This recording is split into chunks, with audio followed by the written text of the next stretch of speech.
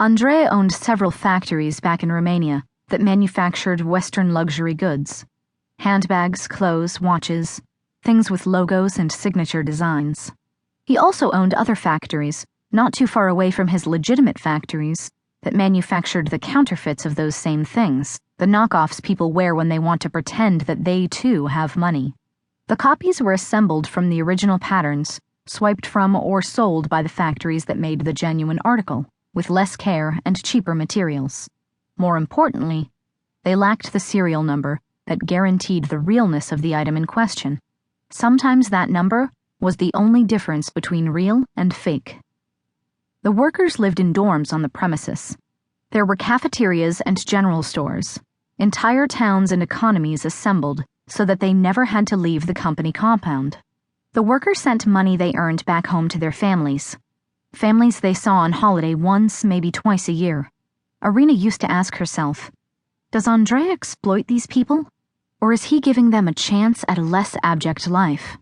Sometimes she would think of them asleep in their gray concrete block buildings while she drifted off on the twin extra-long mattress in her own dorm at night. Except at the hour when she was falling asleep, they were probably already at work the next morning, right at that moment, in the breaking daylight halfway across the world. The whole province was famous for these factories. On clear days, distant mountains could be seen cutting up the horizon. The workers were paid the kind of low wages Westerners cannot comprehend as acceptable to any person. Where they are, it is enough to live on. Of course, many of the goods they sewed together fell off the back of the truck. There was a brisk trade between factories. A crate of handbags for a rack of coats. Watches for wallets. Shoes for suitcases.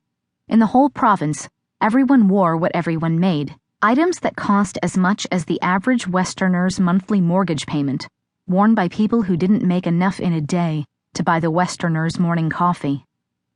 This was the sort of thing that Andrei found hilarious. The poor bastards playing dress-up with our bullshit status symbols, with only the dimmest understanding of what they had on their backs.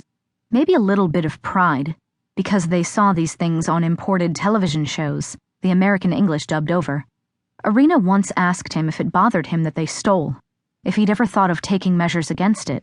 He shrugged. As far as I know, the managers do punish them when they catch them. But sometimes they don't catch them if they get an envelope full of money. Like I give a shit. You know, it is a marginal cost. It does not cut into my profits. We just make their wages lower accordingly. You mean if they didn't steal, you would pay them more?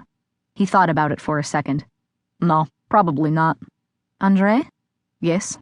Do you think they can be happy? He laughed then, with uproarious delight. Even when his laughter was unkind, he was beautiful in his mirth. Thrilling like the glinting flash of a knife blade you hadn't known was there. Darling, he said, I love it so much that you can ask such a question. But darling, I cannot possibly care whether these fucking peasants whose shithead children threw rocks at me and called me a thief because I have dark gypsy skin. I cannot bring myself to give a shit whether they are happy. They sweat money for those who are stronger and more clever than they are.